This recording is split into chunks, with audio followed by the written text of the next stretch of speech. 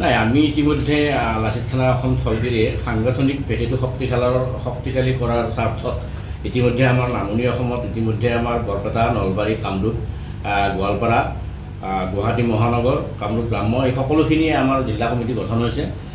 তাৰপিছত আমি এটা মানে লক্ষ্য কৰি লৈছোঁ যে আমাৰ যিহেতুকে বৰ অসম, গতিকে জনজাতি অসমৰ জাতি জনগোষ্ঠী যাতে আমি সামৰি লৈ যাতে সংগ্ৰামখন আৰম্ভ কৰিব বিচাৰিছোঁ, সেই উদ্দেশ্য আগত ৰাখি আমি যোৱা মাহৰ পৰা আমি উজনি অসমৰ কিছু জিলা সমিতি গঠন কৰিম বুলি আমি লক্ষ্য কৰি লৈছোঁ।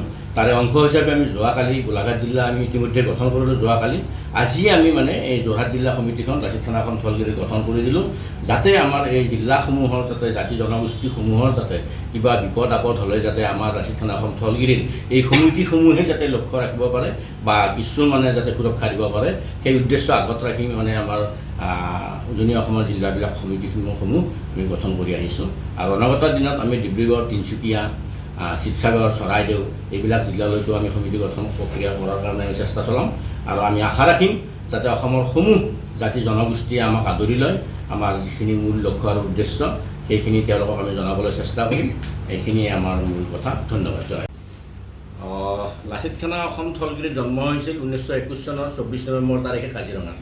আৰু সংগঠনটোৰ লক্ষ্য আৰু উদ্দেশ্য হৈছে যে আপোনালোকে ইতিমধ্যে গম পায় যে অসমৰ খিলঞ্জীয়াৰ হাতৰ পৰা ইতিমধ্যে 50% ভূমি বহিৰাগতৰ হাতলৈ, আমাৰ পূৰ্ববংগীয় মুছলমানৰ হাতলৈ বা হিন্দু বাংলাদেশীৰ হাতলৈ সকলোবিলাক মাটিয়ে মানে আমাৰ 50% ওলাই গৈছে। কিন্তু লাচিত থানা অসম থলগিৰিৰ উদ্দেশ্য হৈছে যে আমাক অসমত ভূমিৰ অধিকাৰটো লাগবই খিলঞ্জীয়াক। আৰু দ্বিতীয় কথা, আমাক ৰাজনৈতিক অধিকাৰ। গতিকে ভূমি অধিকাৰ আৰু ৰাজনৈতিক অধিকাৰ যদি আমাৰ হাতত নাথাকে, অনাগত দিনত 20টা বছৰ পিছত অসমত খিলঞ্জীয়া জাতি জনগোষ্ঠীৰ উপৰিও অসমীয়া বোলা যে কিবা এটা জাতি আছিল সেইটো অস্তিত্ব নোহোৱা হৈ যাব। গতিকে আপোনালোকে ইতিমধ্যে গম পায় যে অসমত 6টা জনগোষ্ঠীয়ে বা 6টা জনগোষ্ঠীয় সংগঠনে তেওঁলোকে জনজাতিকৰণ বিচাৰি আছে 6টা জনগোষ্ঠীক। সেই জনজাতিকৰণ প্ৰক্ৰিয়াটোত যদি ভাৰত চৰকাৰে জনজাতিকৰণ দিয়াটোত আমাৰ লাচিত থানা অসম থলগিৰিৰ পূৰ্ণ সমৰ্থন আছে আৰু সহযোগিতা আছে। আৰু যিহেতুকে যদি 6টা জনগোষ্ঠীক যদি জনজাতিকৰণ দিয়ে তেতিয়াহ'লে আমাৰ 51% খিলঞ্জীয়া জাতি জনগোষ্ঠীৰ অস্তিত্ব ৰক্ষা হ'ব। আমাৰ হাতত ভূমি অধিকাৰ আহিব, ৰাজনৈতিক অধিকাৰ আহিব, ক্ষমতাৰ অধিকাৰ আহিব। গতিকে আমাৰ গোটেইখিনিয়ে খিলঞ্জীয়াৰ হাতত 51% আহিব। কিন্তু আমি এটা দাবী জনাইছোঁ আমাৰ লাচিত থানা থলগিৰিৰ পৰা, 6 জনগোষ্ঠীকৰণ দিয়াৰ উপৰিও আমাৰ দাবী হ'ব যাতে ঐতিহাসিকভাৱে এই অসমখন জনজাতীয় মূলৰ আছিল, জনজাতীয় লোকৰ আছিল।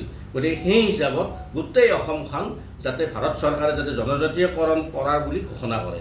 আৰু জনজাতীয়কৰণ কৰা বুলি ঘোষণা কৰিলে যদি জনজাতীয় ৰাজ্য হিচাপে ঘোষণা হ'লে আমাৰ হাতত ৰাজনৈতিক অধিকাৰ, অৰ্থনৈতিক অধিকাৰ বা ভূমিৰ অধিকাৰ সকলোখিনি আহিব। ইনাৰ লাইন পৰ্যন্ত মানে আমাৰ সাংবিধানিকভাৱে আমি পাম। গতিকে সেইকাৰণে আমি ভাৰত চৰকাৰক আমি আহ্বান জনাইছোঁ যাতে জনজাতিকৰণটো আমাৰ অসমকো দিয়ে, জনজাতিকৰণ ৰাজ্য হিচাপে অসমক ঘোষণা কৰে।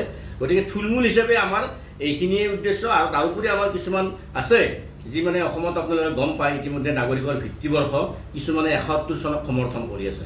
আৰু 71 চনটো হোৱাৰ পিছত কি হৈছে, আমাৰ 71ৰ পৰা 51লৈকে মাজৰ কালছোৱাত কিমান মানে 30-40 লাখ অবৈধ অনুপ্ৰৱেশকাৰীয়ে NRCত তাৰমানে ভাৰতীয় নাগৰিক হৈছে।